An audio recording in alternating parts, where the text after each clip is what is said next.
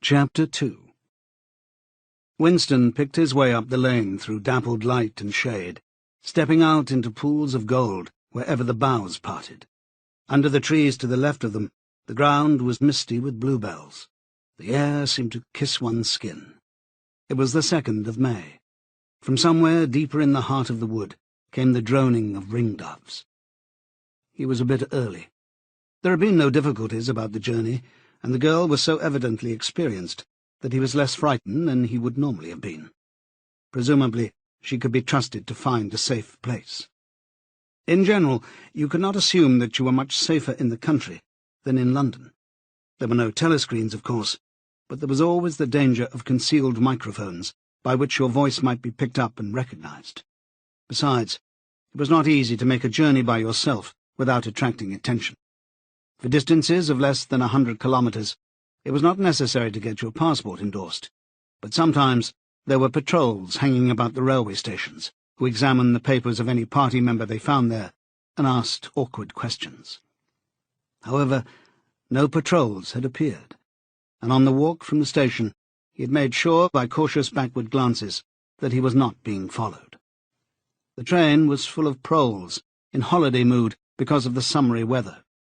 The wooden-seated carriage in which he travelled was filled to overflowing by a single enormous family, ranging from a toothless great-grandmother to a month-old baby, going out to spend an afternoon with in-laws in the country, and, as they freely explained to Winston, to get hold of a little black-market butter.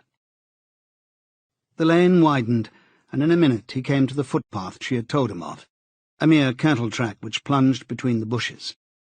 He had no watch, but it could not be 15 yet. The bluebells were so thick underfoot that it was impossible not to tread on them. He knelt down and began picking some, partly to pass the time, but also from a vague idea that he would like to have a bunch of flowers to offer to the girl when they met. He had got together a big bunch and was smelling their faint, sickly scent when a sound at his back froze him, the unmistakable crackle of a foot on twigs. He went on picking bluebells. It was the best thing to do. It might be the girl, or he might have been followed after all. To look around was to show guilt. He picked another, and another. A hand fell lightly on his shoulder. He looked up. It was the girl. She shook her head, evidently as a warning that he must keep silent, then parted the bushes and quickly led the way along the narrow track into the wood. Obviously, she had been that way before, for she dodged the boggy pits as though by habit. Winston followed, still clasping his bunch of flowers. His first feeling was relief, but as he watched the strong, slender body moving in front of him, with the scarlet sash that was just tight enough to bring out the curve of her hips, the sense of his own inferiority was heavy upon him. Even now it seemed quite likely that when she turned round and looked at him, she would draw back after all. The sweetness of the air and the greenness of the leaves daunted him. Already on the walk from the station, the May sunshine had made him feel dirty and etiolated, a creature of indoors, with the sooty dust of London in the pores of his skin. It occurred to him that till now she had probably never seen him in broad daylight, in the open. They came to the fallen tree that she had spoken of. The girl hopped over and forced apart the bushes, in which there did not seem to be an opening. When Winston followed her, he found that they were in a natural clearing, a tiny, grassy knoll surrounded by tall saplings that shut it in completely. The girl stopped and turned. "Here we are," she said. He was facing her at several paces' distance. As yet, he did not dare move nearer to her. "I didn't want to say anything in the lane," she went on, "in case there's a mic hidden there. I don't suppose there is, but there could be. There's always the chance one of those swine recognizing your voice. We're all right here." He still had not the courage to approach her. "We're all right here," he repeated stupidly. "Yes. Look at the trees." There were small ashes, which at some time had been cut down and had sprouted up again into a forest of poles, none of them thicker than one's wrist. "There's nothing big enough to hide a mic in. Besides, I've been here before." They were only making conversation. He had managed to move closer to her now. She stood before him, very upright, with a smile on her face that looked faintly ironical, as though she were wondering why he was so slow to act. The bluebells had cascaded onto the ground. They seemed to have fallen of their own accord. He took her hand. "Would you believe," he said, "that till this moment I didn't know what colour your eyes were?" They were brown, he noted. A rather light shade of brown, with dark lashes. "Now that you've seen what I'm really like, can you still bear to look at me?" "Yes, easily." "I'm 39 years old. I've got a wife that I can't get rid of. I've got varicose veins. I've got 5 false teeth." "I couldn't care less," said the girl. The next moment, it was hard to say by whose act, she was in his arms. At the beginning he had no feeling except sheer incredulity. The youthful body was strained against his own, the mass of dark hair was against his face, and yes, actually she had turned her face up, and he was kissing the wide red mouth. She had clasped her arms about his neck. She was calling him darling, precious one, loved one. He had pulled her down onto the ground. She was utterly unresisting. He could do what he liked with her, but the truth was that he had no physical sensation except that of mere contact. All he felt was incredulity and pride. He was glad that this was happening, but he had no physical desire. It was too soon. Her youth and prettiness had frightened him. He was too much used to living without women. He did not know the reason. The girl picked herself up and pulled a bluebell out of her hair. She sat against him, putting her arm round his waist. "Never mind, dear. There's no hurry. We've got the whole afternoon. Isn't this a splendid hideout? I found it when I got lost once on a community hike.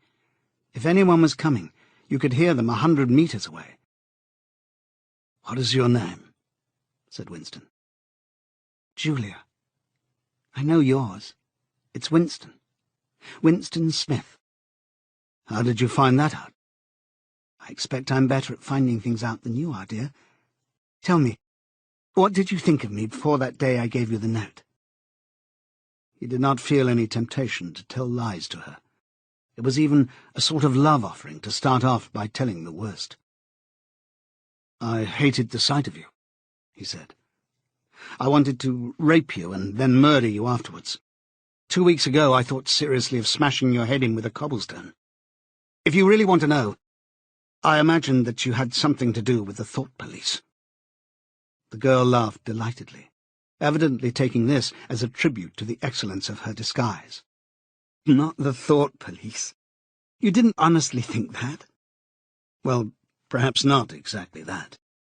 But from your general appearance, merely because you're young and fresh and healthy, you understand, I thought that probably—" "You thought that I was a good party member, pure in word and deed.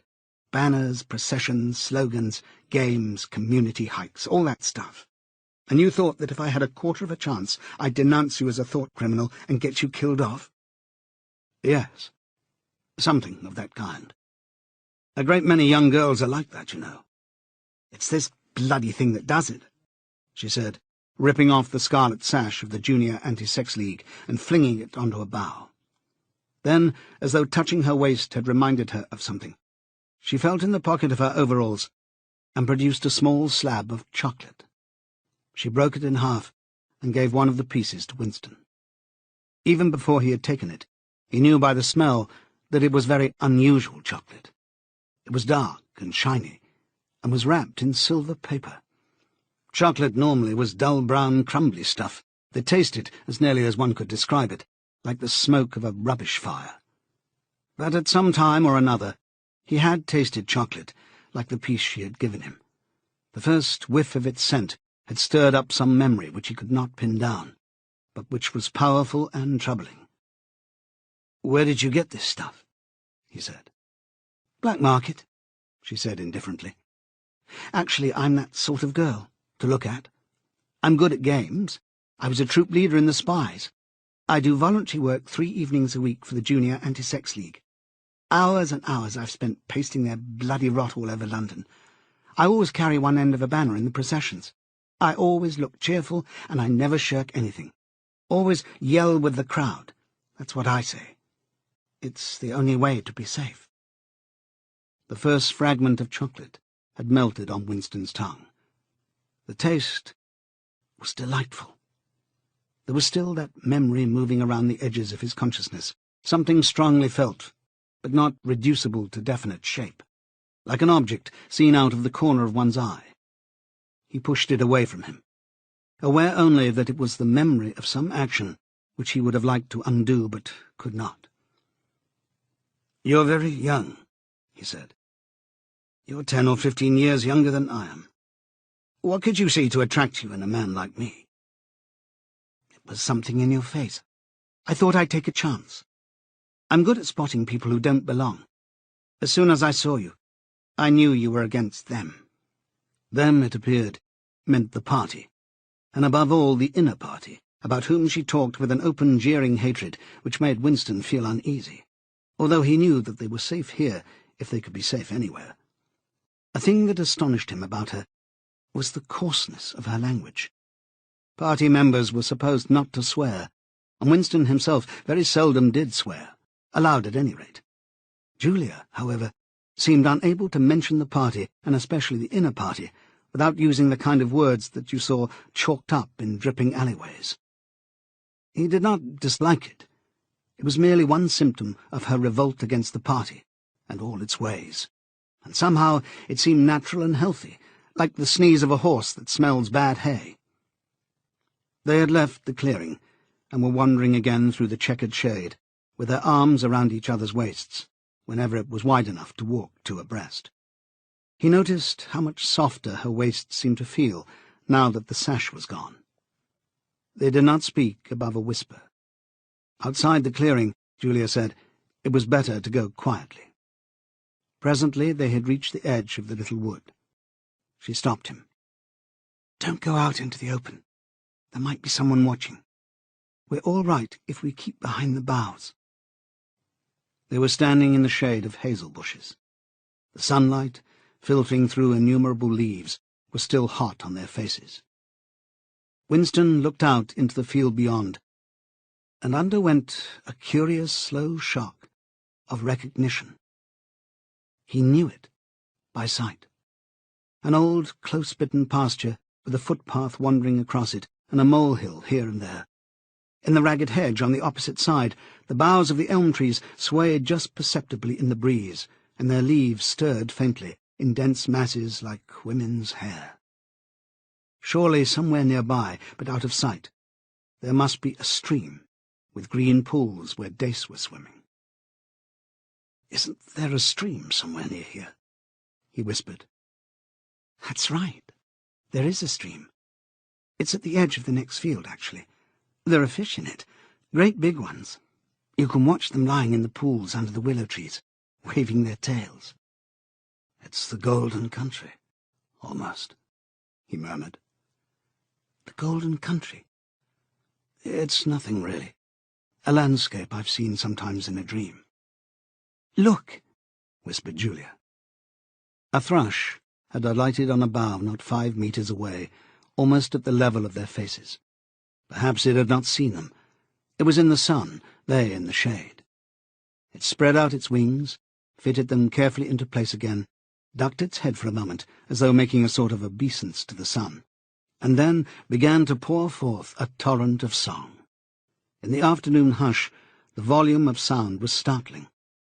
Winston and Julia clung together, fascinated.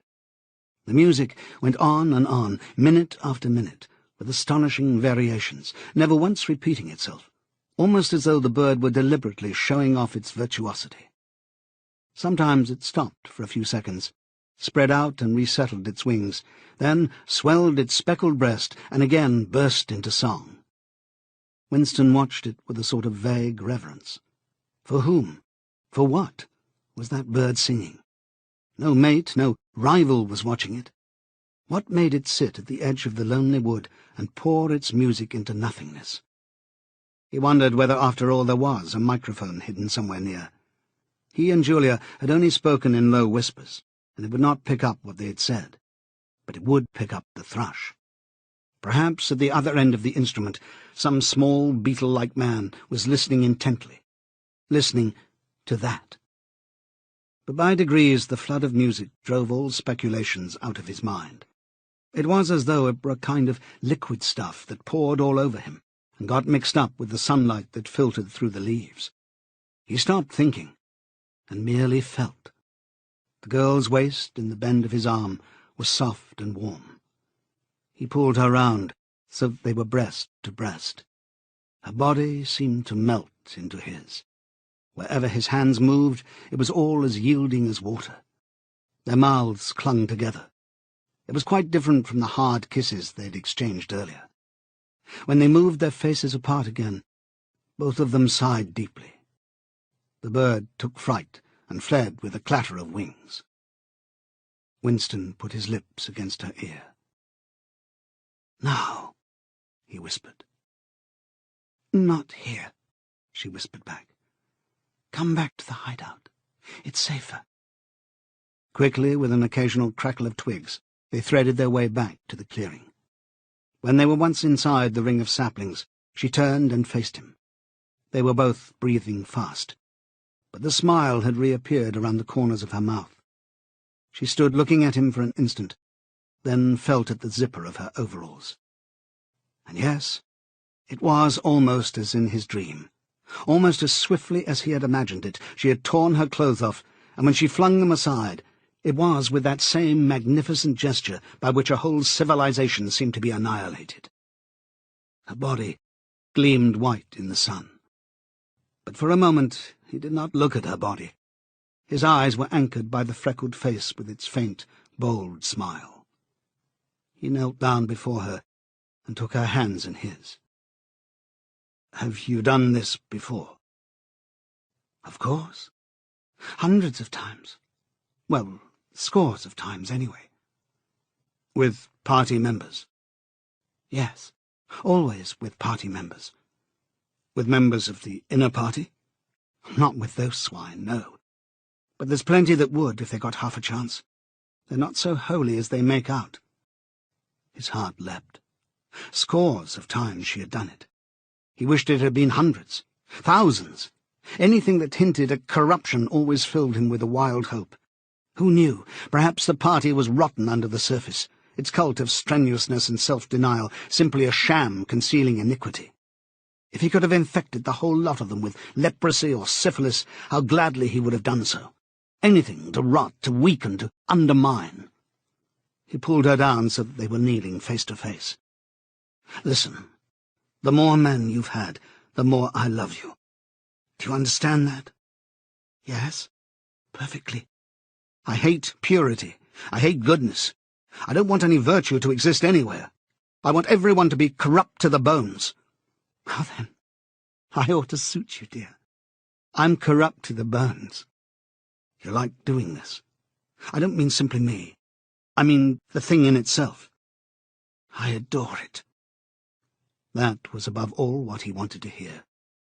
Not merely the love of one person, but the animal instinct, the simple, undifferentiated desire.